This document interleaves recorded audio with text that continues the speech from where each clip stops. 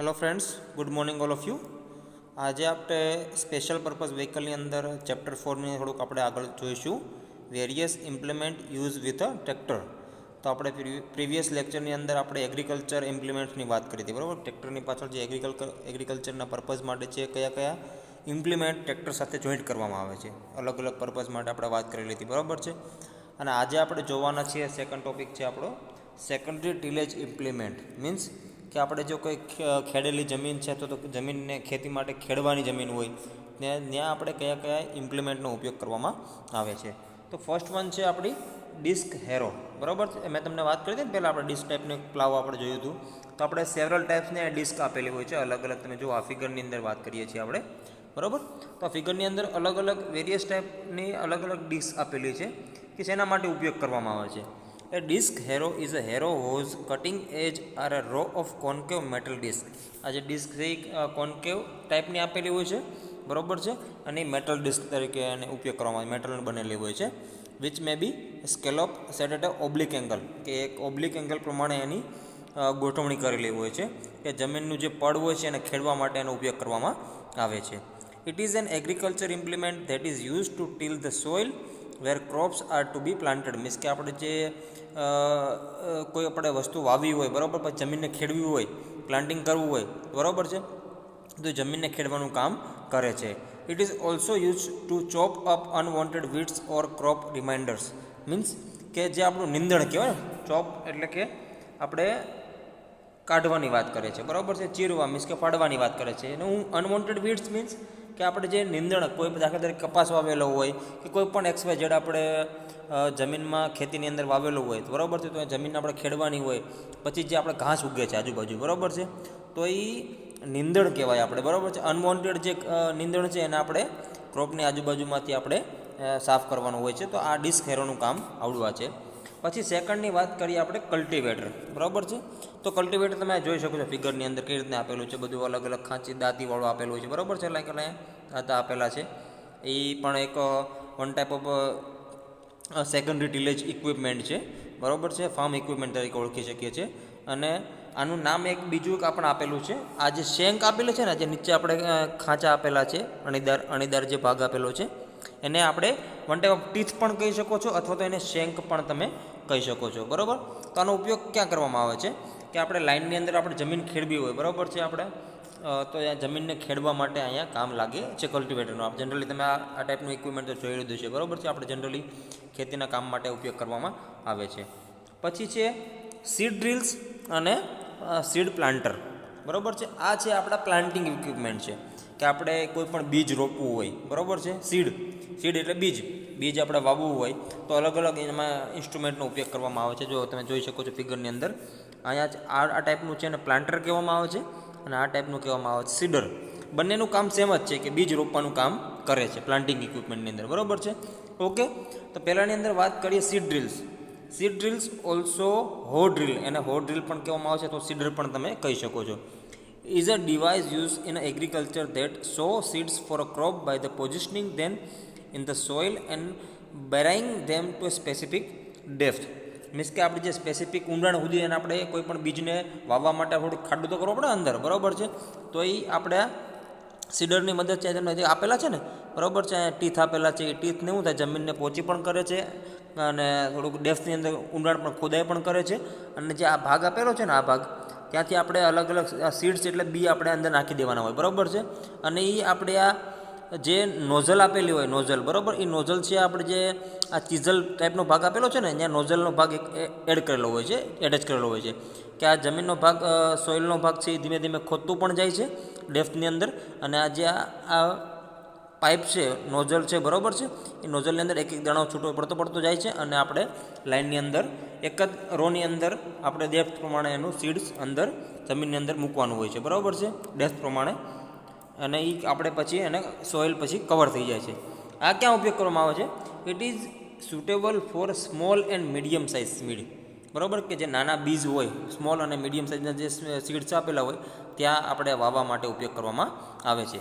હવે આ ટાઈપનું જે સીડર છે એને આપણે હિલી એરિયા માટે આપણે એનો ઉપયોગ કરી શકીએ નહીં, બરાબર છે. હવે આવે છે second is a seed planter. પ્લાન્ટરની અંદર વાત કરીએ, બરાબર છે. આ જે ઇન્સ્ટ્રુમેન્ટ છે અથવા આ ઇક્વિપમેન્ટ છે એની વાત કરીએ. Planter is a farm element usually towed behind a tractor. Generally આપણે ટ્રેક્ટરની પાછળ આનો ઉપયોગ કરવામાં આવે છે. ટ્રેક્ટરની પાછળ ઇમ્પ્લિમેન્ટ એટેચ કરીને લગાડવામાં આવે છે. That sows seeds in a row through a field. Means કે એક જ લાઇનની અંદર આપણે સીડ્સને વાવવા માટે ઉપયોગ કરવામાં આવે છે. It is connected to tractor with a drawbar or a 3-point hitch. કે પાછળના ટ્રેક્ટરની અંદર પાછળના ભાગમાં લાગેલું હોય છે ડ્રોબાર પુલ લાગેલો હોય અથવા તો 3-point હિંચ લાગેલી હોય એની સાથે આને કનેક્ટ કરવામાં આવે છે. બરાબર છે. અને ક્યાં ઉપયોગ કરવામાં આવે છે તો it is prefer for a small medium and large size seed. Means કે આપણે જે સીડરની વાત કરીએ ક્યાં ઉપયોગ થતો ઓનલી ફોર સ્મોલ અને મીડિયમ સાઇઝના જે આપણે બી આપેલા હોય બીજ સીડ્સ એટલે બીજ બરાબર ત્યાં ઉપયોગ કરવામાં આવતો હતો એને વાવવા માટે.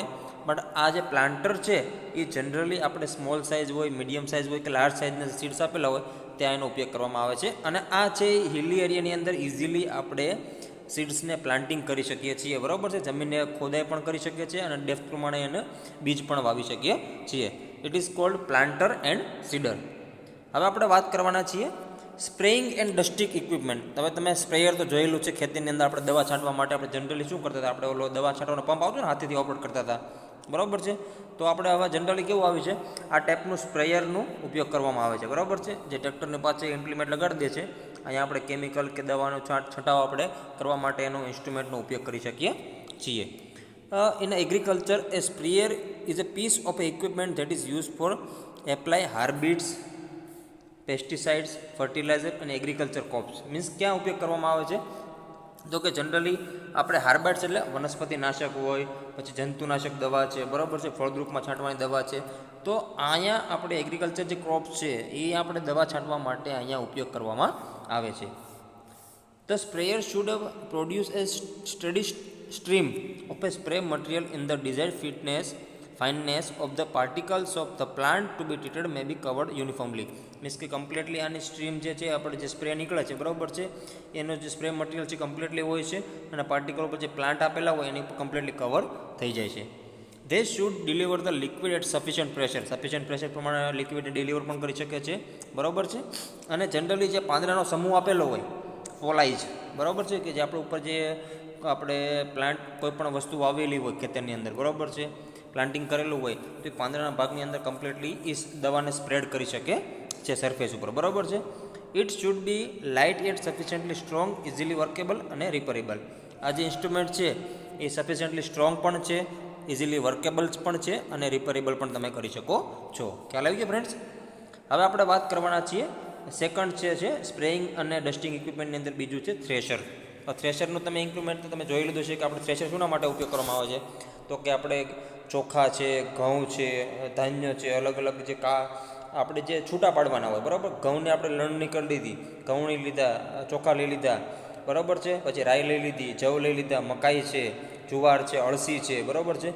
તો આ બધાને આપણે અલગ કરવા માટે એના જે ઉપર ફોતરા આપેલા હોય અલગ અલગ જે પર્સ આપેલા ઉપર જે કચરો આપેલો હોય તો આપણે થ્રેશરનો ઉપયોગ ત્યાં આપણે કરી શકીએ છીએ. Thresher is the process of loosening the edible parts cereal grains from the scaly inedible chaff that surround it. બરાબર છે. એટલે મીન્સ કે ક્યાં ઉપયોગ કરવામાં આવે છે કે અનાજ અને ધાન્ય છે બરાબર છે જે ભીંગડાવાળા છે અખાદ્ય છે બરાબર છે કે જે દાંડી આપેલી હોય બરાબર કે જે આપણે અલગ અલગ ઇન્સ્ટ્રુમેન્ટ આપણે જે અલગ અલગ ધાન્ય પાક છે ત્યાં આપણે એનો અલગ કરવા માટે થ્રેશિંગનો ઉપયોગ કરવામાં આવે છે. Threshing is the process of removing the grain from the chaff and stem of the cereal crop.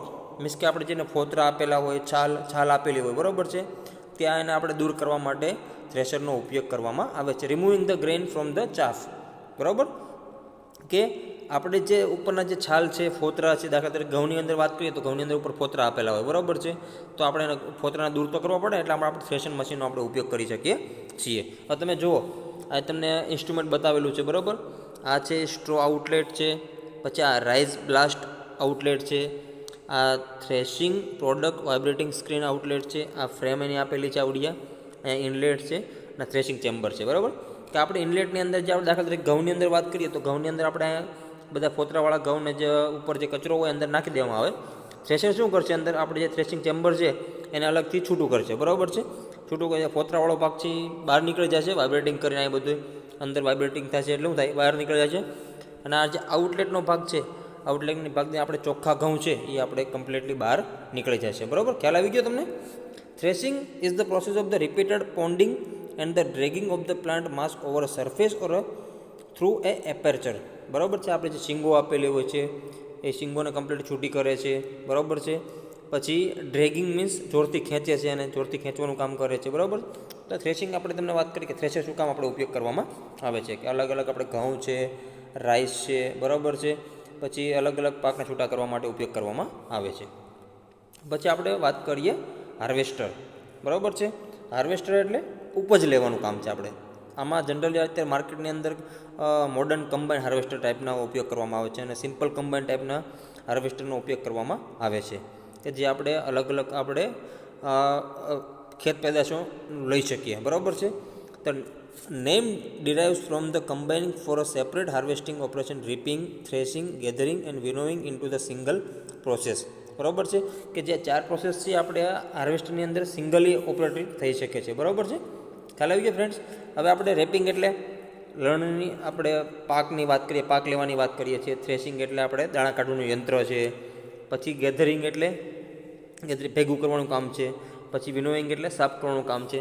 Okay, ખ્યાલ આવી ગયો? એટલે શું કરવાનું કામ છે? Reaping, threshing, gathering and winnowing into a single process.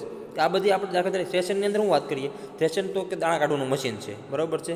Gathering means કે આપણે ભેગું કરવાની વસ્તુ છે. વિનોવિંગ એટલે સાફ કરવાનું વાત કરીએ છીએ. રેપિંગ એટલે લણવાની વાત કરીએ છીએ. બરાબર. તો આ બધી એક જ પ્રોસેસની અંદર આપણે હાર્વેસ્ટરની અંદર પ્રોસેસ કરી શકીએ છીએ. Among the crops of harvested with the combined area આપણે કઈ કઈ વસ્તુ એક સાથે આપણે ઉપયોગ કરી શકીએ છીએ. દાખલા તરીકે વીટ, ઘઉં છે, રાઈસ છે, પછી ઓટ્સ એટલે ફાડા ઘઉં છે, રાઈ છે, બરાબર છે, જવ છે, મકાઈ છે. તો આ બધી વસ્તુ એટસેટ્રા આપણે વસ્તુનો આપણે ઉપયોગ કરીને આપણે અલગ અલગ વસ્તુને સેપરેટેડ કરી શકીએ છીએ. ખ્યાલ આવી ગયો friends? This is called harvester.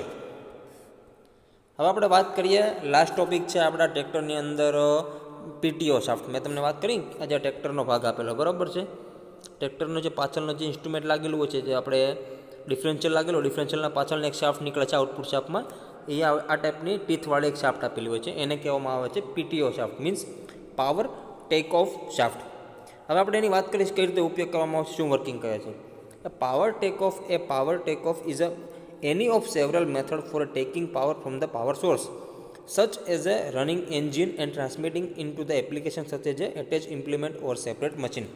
કે આની અંદર આપણે પાછળના ભાગની અંદર કોઈ આપણે હવે એટેચમેન્ટ કરવું હોય સેપરેટ મશીન ચલાવવું હોય તો આની મદદથી આપણે આનો પાવર ક્યાં મળે છે?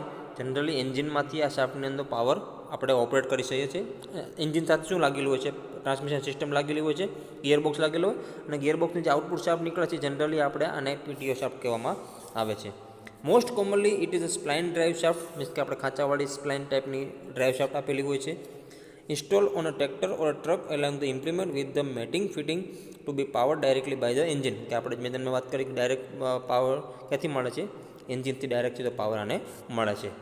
Semi permanently mounted power take of can also B found industrial and marine engine. બરાબર. જનરલી આપણે વાત કરીએ તો કે ભાઈ ક્યાં ઉપયોગ કરવામાં આવતો હતો પહેલાં, તો કે ઇન્ડસ્ટ્રી અને મરીન એન્જિનમાં ઉપયોગ કરવામાં આવતો હતો.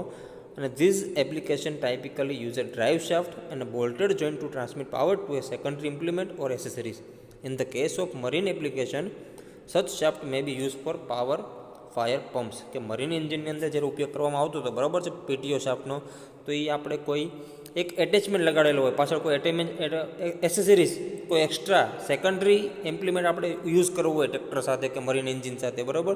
તો મરીન એન્જિનની ફોર એક્ઝામ્પલ તરીકે વાત કરીએ તો ત્યાં આપણે કોઈ ફાયર પંપ ચલાવવું હોય, ફાયર પંપને પાવર આપવો હોય, તો આ સ્પ્લાઇનવાળી શાફ્ટની મદદથી આપણે એને પાવર ટેક આપણે આપી શકીએ છીએ. હવે તમને થોડીક ડિટેલની અંદર ફિગર બતાવો, તમને ખ્યાલ આવી જાય કે કઈ રીતે એનું એરેન્જમેન્ટ આપેલું હોય છે. બરાબર. ટ્રેક્ટરનો ભાગ છે આઉટપુટનો. ઓકે, અહીંયા તમને આપેલી છે, જો દેખાય છે પીટીઓ શાફ્ટ. આ તમને જનરલી આ આખો ડાયાગ્રામ બતાવેલો છે. આ ટાઈપની આખી આપેલી હોય છે, પ્રોપેલર શાફ્ટ ટાઈપની તમને દેખાય છે. બરાબર છે. અહીંયા યુ બોલ્ટ લાગેલું હોય છે. બરાબર છે. પછી અહીંયા પેડેસ્ટ્રિયલ કનેક્શન આપેલું છે. અહીંયા આપણે ઇમ્પ્લિમેન્ટનો ઉપયોગ કરી શકીએ છીએ. પાછળના ભાગમાં આ રીતે કનેક્શન આપેલું હોય. બરાબર છે. તો પાછળના ભાગમાં આપણે ઇમ્પ્લિમેન્ટ ઉપયોગ કરવું હોય, બરાબર, એટલે કઈ રીતના આપણે એના અંદર કમ્પોનન્ટ આપેલા હોય છે.